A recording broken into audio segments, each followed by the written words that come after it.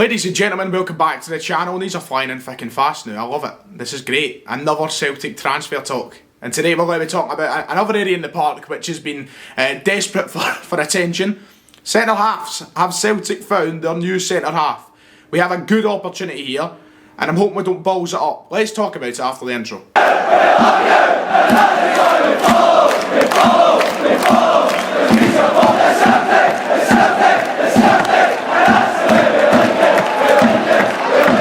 Right then, so back in the summer transfer window, Celtic were in desperate need of a centre half. We all know that, and we thought we found the answer in Shane Duffy. Cue the clip. Best centre half in Scotland, there's no doubt about it. I thought Shane Duffy would be the best thing from sliced bread, I'm not going to lie. And he struggled. There's no hiding away from that. The last couple of games he's starting to show that there is improvement and that he might come through and be the player that we all thought he could be, but to this point he's been nothing short of a letdown. I have faith that he can maybe pull it back, but we'll just be honest for now. Celtic were thinking about signing this player, Mark McKenzie. Mark McKenzie has now come out and said he is very much open to a move to Celtic and he could potentially be a target in the January transfer window. He was top of the shortlist apparently back in the summer, but we opted to go for Shane Duffy for a £2 million loan fee instead of this guy. A young 21-year-old American player playing in the MLS could be the answer for Celtic. Potentially. I'm not going to come out here and say he'll be the best thing from sliced bread again because, well, we've seen how it happened the last time. No way to jinx that again, but this could be a very suitable option for Celtic and someone who, if you followed me on Twitter, I've tweeted about before, someone I would be very eager for Celtic to sign. Let's talk about him a wee bit. Playing 26 times in the MLS last season, a 21-year-old centre-half scored 2 goals in the campaign for Philadelphia Union as he's solidifying himself as one of the best players in the MLS. He's getting a very, very high rating over there. And of course, there is that kind of downfall that we're talking about the MLS here. I'm not going to hide away from the fact that it's not the greatest league in the world. If you've ever sat down and watched a full MLS game, it's not tidy, it's not great. I've never been a big fan. I think it's a very poor quality football, but there are players who stand out. There are players who do really well in the MLS, and there's really good American players who are now making a name for themselves over here in Europe. You have a look at Christian Pulisic, for example. You look at McKennie, who's playing for Juventus. There's a lot of American players, Reina at Dortmund as well. There's a lot of players who are now kind of climbing the ranks over here in Europe, coming from America and growing up in America or whatever, and making a name for themselves. And Mark McKenzie has been touted as one of those players. This is a guy who's attracting interest at the highest level. Premier League clubs, Bundesliga clubs. You see a lot of Bundesliga clubs actually going for American players nowadays because there is untapped potential over there. And Mark McKenzie is undoubtedly one of those. He's getting a very good write-up. And he's someone who I've kind of been following bits and bobs about over the past few months when there has been the talk of Celtic could have signed him in the summer. We could revisit him in January. This has been going on for a little bit. It's not something that's just new after his interview yesterday. It's something that's been there's been talk here and there over the past few months, ever since we found out that Celtic could have had him. We kind of bottled that opportunity to take on Shane Duffy. Now we do face competition, that is the reality. It's going to be a tough gig for Celtic, but there is light at the end of the tunnel. Mark McKenzie spoke yesterday, and I'll give you a little extract from the interview. He spoke yesterday on his interest in moving to Celtic and how it is a possibility for him and something that he would be open to. Celtic are in the kind of driving seat now to go and make this signing with that interview. Of course, I believe other clubs will probably go in January as well. The MLS season is done. I think the Columbus Crew actually just won the Cup last week. There will be clubs who probably go in January trying to look for him, but with the interest that he's openly came out with for Celtic, we should be capitalising. We should be jumping on this, and undoubtedly we could make this our first signing of the window. We've talked about Foster yesterday and how I'd love to get that done as the bells are going, but this is something that is realistically a good chance of happening. Unlike Foster, which there's still doubt about, I believe if we went there with a firm offer towards Philadelphia and then a good offer for him too, we could be seeing him in a Celtic shirt come, the Old Firm. I'm not saying he'll play the Old Firm, but, he could be a player by then if we just go in the next couple of weeks and get it done. The question is, how long will Peter Law put it off for? How long will the board put it off for? How much money will Philadelphia also be looking for?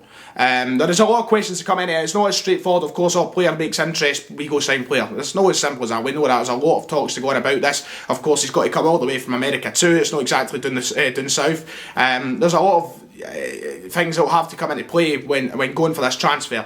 But it's something that we need to pursue. I firmly believe we shouldn't waste this opportunity. It's someone who we have a chance of signing now who's been touted so high at such a young age, 21, and we'll talk about the player a bit after the interview, but someone who could end up going to a Bundesliga side and a Premier League side being really good, and then we'll think back to ourselves, why did we not do that? So when speaking to Sky Sports yesterday, and sorry I'm going to be looking over here, this is where I have the interview, believe it or not, but speaking to Sky Sports, Mackenzie did say, yeah, I'd be open to it. Ultimately, it's about the situation being right for all parties. As the player, you're probably the most important piece in the puzzle, but it's about making sure it's right for the club I'm at now, but also the club I could potentially be going to. I've done my fair share of research, talking about Celtic, and I've always loved football, so I've known about Celtic for a while. You hear about Celtic and the path Virgil van Dijk going on from there to the Prem. I'm no dummy when it comes to understanding the leagues. I have a general idea of what the league looks like, and I'm keeping up with who's at the front of the pack in the league race and tournaments. I know about Celtic and the league and a lot of the other leagues, but it's an exciting time. Obviously, a player that we had a few years ago, Virgil van Dijk, you may know his name, going on to be the best centre-half in the world, starting his career, the relevance of his career at Celtic. We picked him up as a kind of unknown, hidden gem over at Groningen in Holland, and he came here, flourished, found himself at Southampton, and now he's regarded as the best defender in the world, sadly, on a hospital bed at the moment, but the best defender in the world. And Mackenzie, of course, looking at things like that and realising it's a good stepping stone for his career. The sad reality is Celtic is a stepping stone club now. For players who are not kind of brought up in the Celtic sort of support, they will look at this club as a route to the Premier League, a club like Southampton, to take them there. But I'm completely fine with that. Look, 21 years old, he looks a very impressive specimen. Young, faster than Duffy anyway, we're talking about. Someone who'll fit into that centre-half role nicely. And we've got to think about the future as well when going for Mackenzie here. We've got to think about what's going to happen with Celtic in the coming months, and especially the centre-back scenario. Shane Duffy is on a loan deal. He will leave in the summer, and there is, right now, no reason for us to sign him back. Or get him back in any sort of deal, loan, transfer, whatever. Unless we see improvement, then I don't think it's something Celtic at the moment are going to pursue any further. We've got to look at Ayer, who is number one, being utilised on the right-hand side at the minute rather than centre-half, and will probably leave the club either in January or the summer also, because he's been touted with his moves to AC Milan, Premier League clubs, all the rest of it. And then you've got to look at Hatem Abdelhamed. Hatem Abdelhamed is somebody who is going to be probably leaving in the January window to head back to his home country after apparent homesickness. We're losing 3 players there guaranteed in the next 6 months. All who are capable of playing centre-half, and at the end of the day are all defenders. For us to bring in Mackenzie in January, I think would be fantastic. And there is no saying right now how much input he would have in the team over the next 6 months of the season, between January and the end. I would put him in, to be honest. I think he looks good enough. I think he's showed that. He's an international as well. Of course, we've got issues there to be solved, and he could be the piece of the puzzle that solves that.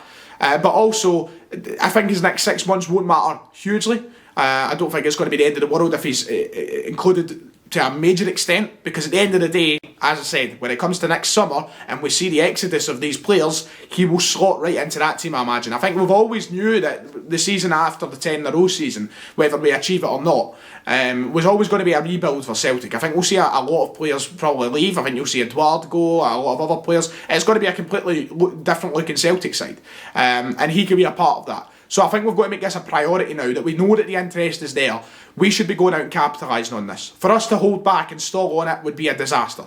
And it would just show the kind of the way the club's run and the way the board run things, if we'd done that. So hopefully we'll look at this interview, we'll look at the potential that is there in a young 21-year-old American that is being very highly rated, and we actually go forward and do what we should be doing. I also believe, just to add some more context to how much potential and how much quality we could find in Mark Mackenzie, I think he was second, just doing some research, second in the MLS Defender of the Season rankings, which is a very impressive, there's a lot of players in that league, and a lot of players who are of good quality too. A lot of experienced players, of course, who head over there, a bit older in their age. But, it's really good for a 21-year-old who is also in the men's national team. Celtic, just don't stall on it. Get it done. And I think the main part of it all is that the fact that he sounds up for it. You want a player who kind of knows their way around the club. They know the history of the club. And he said that. He's done his research. He knows that Celtic. He knows the league. He knows who the front runners are. And I'm sure he'll be very aware of the situation that's currently happening in the Scottish Premiership, with Rangers being the ones leading the race at the moment. But, a player of his quality, hopeful quality. I've not seen too much of it. I said I've done my bits and bobs. I've not sat down and watched 90 minutes of him play. I don't really watch the MLS, as I've said. But look, a player of his apparent quality and potential can definitely come in and make a difference. And even at the end of the day, if he's not coming in and being a first team player in his first 6 months, as I said, think of the depth we've got there. You know, we don't need to rely on Near Beton, a centre mid, to play in at centre half. If he comes into the club, so let's just get it done. Let's get over the line. An MLS Player of the Season candidate. You know, let's just go and get it done. I mean, if he's got to be doing something right, if you're getting Bundesliga and Premier League interest, and of course, not everything works out the best. We've seen the tales in the past of players who were meant to be the next big thing and have failed, and not all from the MLS either. You know, these players have played for teams like Man United and such. You know, you think of people like Adnan Januzaj. You know, you get these situations that rise all the time. But look, I believe that we've got the quality there to around them to bring the best out of the player. It's just about getting the best out of a current squad, I suppose, but bring in that extra motivation for players to try and compete for first team spots. Bring in something for the future, something that I think Celtic could definitely capitalise and make money on, and ultimately that's what Peter Lawwell wants. Right, that does it then. If you've enjoyed, make sure to hit like and subscribe. Let me know what you think of the potential signing of Mark McKenzie in the comments below. I'm sure the majority of people won't know too much about him. I don't think a lot of us watch MLS football. Oh no, it's wee Lewis Morgan's doing well for himself, so aye. Make sure to like and subscribe, as I said, and see you all next time.